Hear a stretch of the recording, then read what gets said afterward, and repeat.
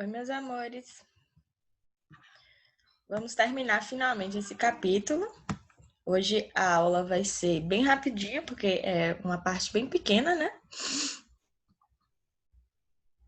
A gente já falou sobre os plateumintos. Hoje nós vamos terminar o capítulo falando sobre os nemateumintos.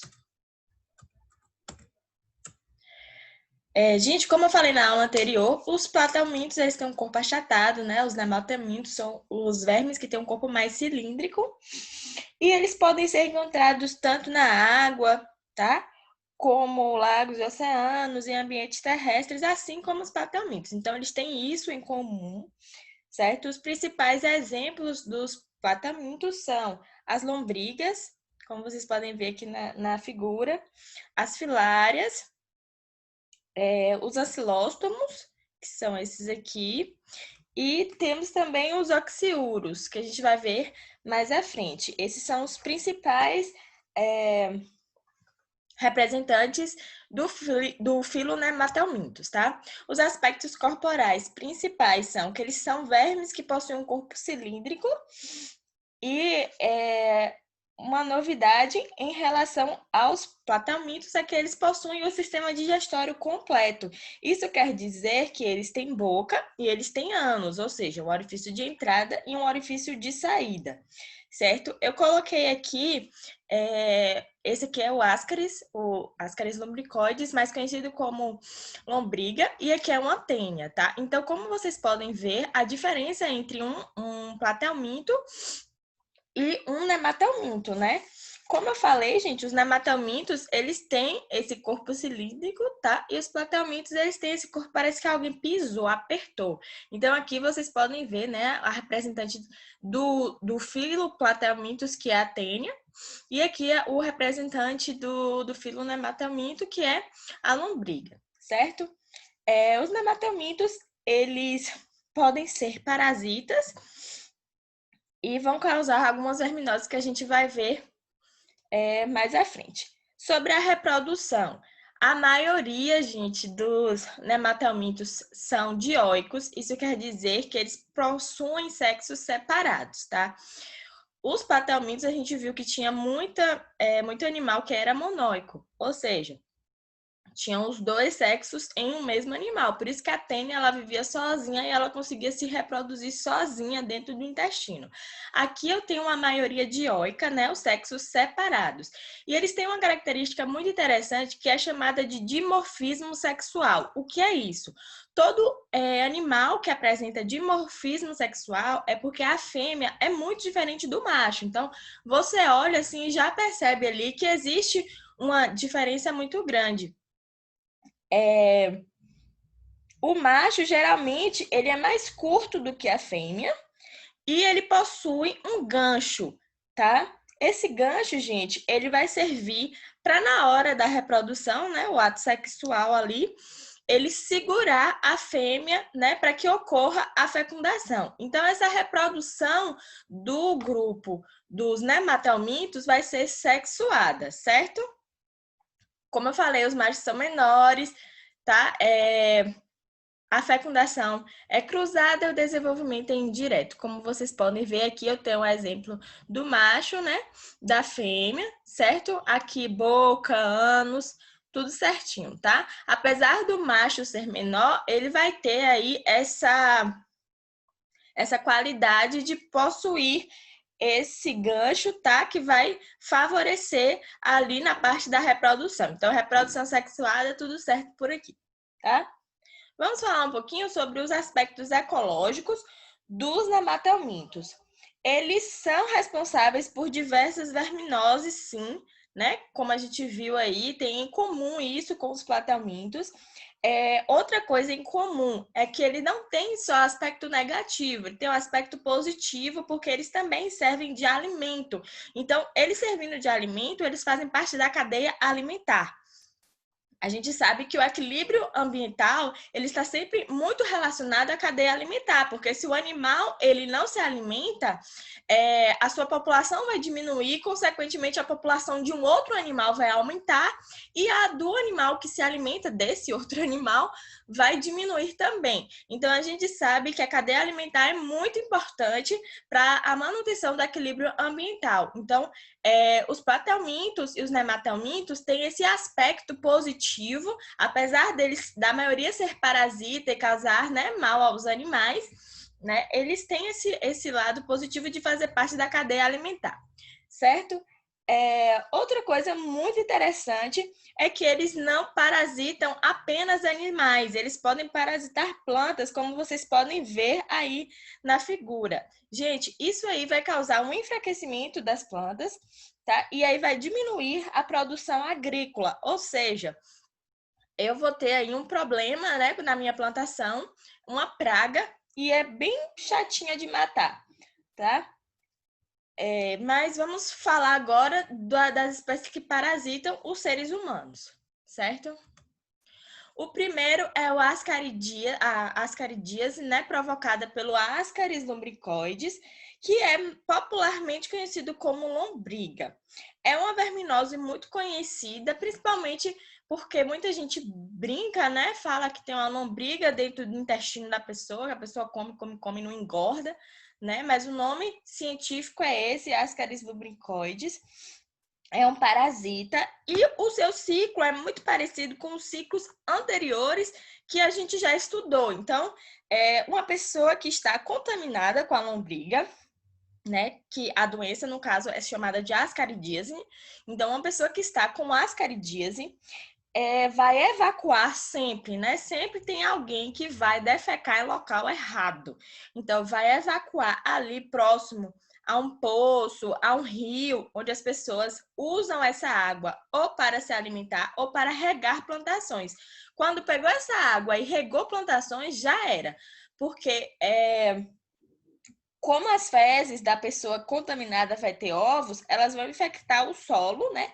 E a água. Essa água que foi usada para molhar a plantação vai cheia de ovos. Então, as pessoas acabam bebendo essa água ou comendo esses alimentos que estão contaminados com esses ovos. Então, esse ovo, ele vai entrar dentro da pessoa, né, que ingeriu o alimento e a água contaminado. Esses ovos, eles vão parar lá no intestino, certo? Chegou no intestino, gente, o ovo, ele vai virar larva, como vocês podem ver aqui, tá? O ovo, ele passa pelo processo aqui de amadurecimento e ele libera a larva. Quando ele libera a larva, elas conseguem perfurar o intestino. Eles como se tivessem aquele gancho, né, que a gente falou, certo? E perfurando o intestino, gente, cai na corrente sanguínea. Quando ela cair na corrente sanguínea, a gente sabe que todo local do nosso corpo é irrigado por sangue. Então, ele pode chegar a qualquer local do corpo, certo? E aí vão alcançar o pulmão. Pode alcançar também, subir, alcançar a traqueia, esôfago. Aí depois eles descem para o intestino novamente, que é o local onde eles preferem ficar, essas larvas, descendo ao intestino, elas atingem a fase adulta. E lá no intestino elas vão e põem os ovos. E aí vai começar tudo de novo. Essa pessoa vai defecar em algum local que não era para defecar, vai reiniciar o ciclo, os ovos vão parar de novo aí na alimentação. Quais são os sintomas? Cólica, né? A dor na barriga muito forte, dificuldade também de defecar, a pessoa pode ficar com o intestino preso, perde o apetite. Gente, diferente da tênia, que é solitária, as lombrigas, elas conseguem viver em bando, assim, sabe? Eu já vi casos de pessoas super contaminadas por lombrigas, várias mesmo, dentro da barriga. E aí essas lombrigas, como tem muitas, elas começam a disputar os nutrientes, né? Como a gente viu anteriormente, disputar o nutriente com a pessoa. Então a pessoa acaba ficando desnutrida, certo? Qual é a forma? Pode causar anemia também, justamente por causa dessa desnutrição. como a gente pode evitar? As medidas sanitárias básicas, né? De tratar água, tratar esgoto, ferver ou filtrar água antes de beber. Higiene pessoal, como lavar as mãos, certo? Lavar as frutas, lavar verduras. Então, tudo isso é um processo da gente evitar as caridíase, porque a água que vem para nossa casa, a gente não sabe de onde veio, né? Vamos supor que uma pessoa que esteja contaminada defecou lá da onde vem a nossa água e aí, né, vai acabar contaminando todo mundo, certo? Vamos passar para o próximo aqui, que é a ancilostomose, doença conhecida como amarelão. A gente já estudou, gente, essas doenças, né, no ano passado, então a gente só está revisando mesmo. A doença, né, que é a ancilostomose, é causada pelo ancilostoma duodenale ou também pelo Necator americanus, que a gente viu aqui no início do slide. Aqui, ó. Eles têm esses ganchos aqui, gente, que vão ser muito importantes para que a gente possa explicar o que eles fazem lá dentro do corpo do ser humano. Então, observe bem como esses ganchos eles são muito proeminentes aqui na figura. Tá? Pode ser causada por um desses dois aqui. Vamos voltar aqui para o nosso slide. Certo. Então, gente, vamos lá. Uma pessoa infectada com ancilostomose vai sempre, né, defecar ali no solo. As fezes que contêm os ovos, né, que estão ali naquele local, os ovos com o tempo vão eclodir, a mesma coisa do anterior, só que esses ovos, ao invés de eclodir dentro da pessoa, vão eclodir fora do corpo, tá? E essas larvas vão contaminar o solo. Quando essas larvas estão no solo, a pessoa descalça, né? Quem gosta de andar descalço aí, vai pisar lá no solo e aí ela consegue entrar, né, pela pele da pessoa, certo? E aí a pessoa contrai a doença. Quais são os sintomas? É muito parecido com o anterior, né? Cólica, que é dor de barriga, diarreia, tosse, apresenta dificuldade de respiração e também enjoos. Quando elas alojam no intestino, né, que a gente pode ver aqui, elas perfuram e elas começam a sugar o sangue do hospedeiro. Esses ganchos que eu mostrei para vocês na figura anterior, eles vão servir para isso. Como eles começam a sugar o sangue, né, do animal que foi parasitado, a pessoa começa a ficar com anemia, porque está tendo um tipo de hemorragia, né? O sangramento causado por esses vermes que estão lá dentro, e aí a pessoa fica amarela. Então, é uma anemia bem forte causada por esses vermes, por isso que a doença é chamada de amarelão. Como é que nós podemos evitar? A mesma coisa, sempre tratar os doentes, porque tratando os doentes, a gente evita dessas pessoas defecarem em local onde não poderia, né? E aí a doença vai ser erradicada, tá? Não andar descalço de jeito nenhum, porque é dessa forma que a gente pega. As vermes, elas ficam ali no solo, meus amores, só esperando a hora de um pezinho ali aparecer para ela entrar. Entrou, já foi, tá? E também tratar a água e o esgoto. Vamos falar aqui, gente, da filariose, que é também conhecida como elefantíase. Eu não trouxe a figura real mesmo, porque eu acho bem pesada, assim.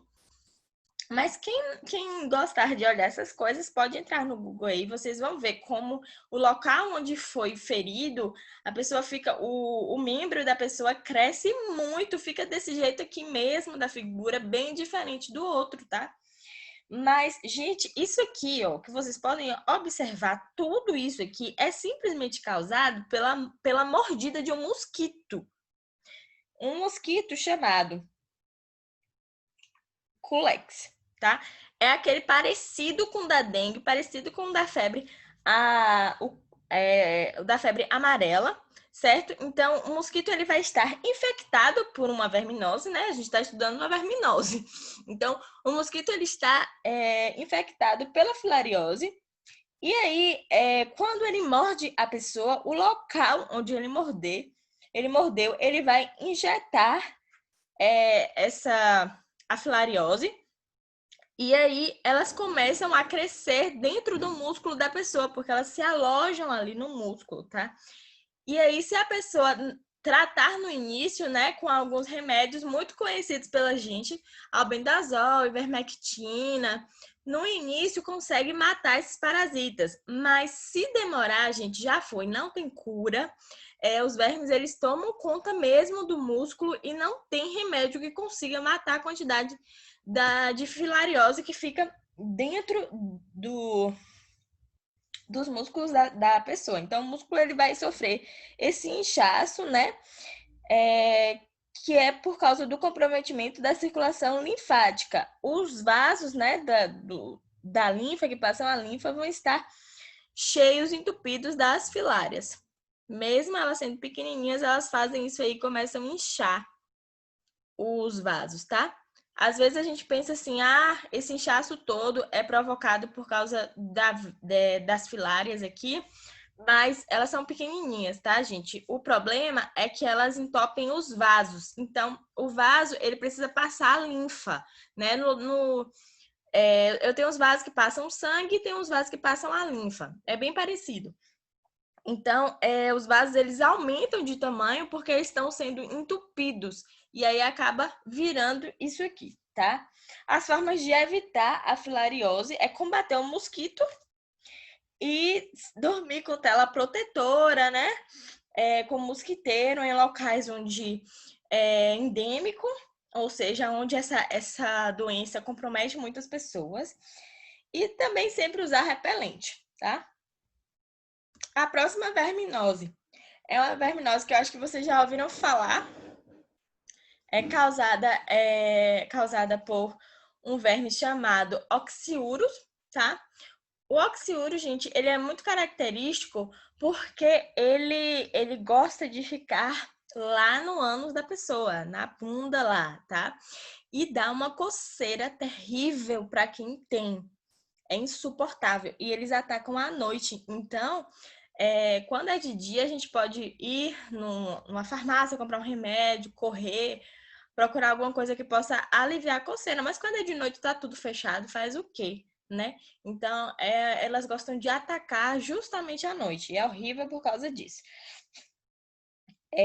O verme, gente, do oxiuro, o seu nome verdadeiro aí, o científico é Enterobius vermicularis. Ele mede 8 a 12 milímetros. Então, vocês podem ver que é bem pequenininho, certo? E causa um terror para quem tem. Ele vive no intestino grosso. Então, quando tem a fecundação, o que acontece? A fêmea, gente, ela vai descer lá para o buraquinho do ânus, tá? Ela desce para lá para pôr os ovos. E ela faz isso à noite, certo? Então, é por isso que causa tanta coceira. Geralmente, gente, essa doença pega muito em crianças, porque criança não tem muita higiene e fica coçando o bumbum. E aí, a coça acaba pegando em outra criança, pegando em algum alimento, e assim elas acabam transmitindo umas para as outras. Adulto não, adulto tem mais essa adulto, adolescente, né? Tem mais esse cuidado de não ficar metendo a mão na bunda para coçar. A criança não, coça sem dó nem piedade, não tem vergonha disso, só quer acabar com a coceira. Por isso que é muito mais comum em criança. E aí elas acabam levando a mão à boca e aí elas se contaminam novamente. Porque quando a pessoa está contaminada com oxiuro, gente, para ela sarar demora muito, porque corre o risco dela se contaminar de novo. Então, tem que trocar os lençóis todos os dias, tem que ter todo o cuidado para tirar o lençol. Dá muito trabalho, assim, para se curar, tá? Os sintomas podem ser insônia, náuseas, dor abdominal e o principal, que é o que eu falei, essa coceira na região anal. Hoje a gente já tem vários tipos de remédio, mas antigamente tinha um que a criança ela ficava de molho mesmo. A mãe pegava ali o piniquinho, botava o remédio e aí sentava ali, e ficava de molho, porque como ela descia para pôr os ovos ali na região do ânus, então o remédio ele ficava bem nessa região. Aí as crianças saíam tudo com a bunda roxa, né? De tanto ficar ali de molho no piniquinho. para matar esses vermes, tá? Quando a pessoa tem diarreias ou fezes moles, as fêmeas acabam saindo junto com as fezes. Então, às vezes a pessoa pode ver até essas vermes nadando pelo vaso, porque a pessoa pode estar muito infectada, tá? Gente, por que coça muito? Porque essa pele do ânus da gente, ela é muito sensível, tá? Então, qualquer coisinha pode causar coceira, certo? Como é que a gente pode evitar? Sempre tratar os doentes. Se eu tenho uma pessoa infectada em casa, é muito fácil eu reinfectar, tá? Ou infectar todo mundo que está dentro da minha casa, principalmente porque geralmente a maioria usa o mesmo vaso, certo? Então, sentou no vaso já foi, porque se os ovos ficaram ali, elas conseguem reinfectar e infectar outra pessoa, tá? Lavar sempre bem os alimentos, lavar as mãos, como a gente já sabe, né? Antes das refeições, antes e depois de usar o banheiro. São medidas que nós todos já conhecemos. Atividade da página 225 até a 227 para a gente corrigir daqui a pouco, certo? Então, meus amores, a nossa aula fica por aqui. Beijinhos, vão fazendo aí a atividade para daqui a pouco a gente fazer a correção.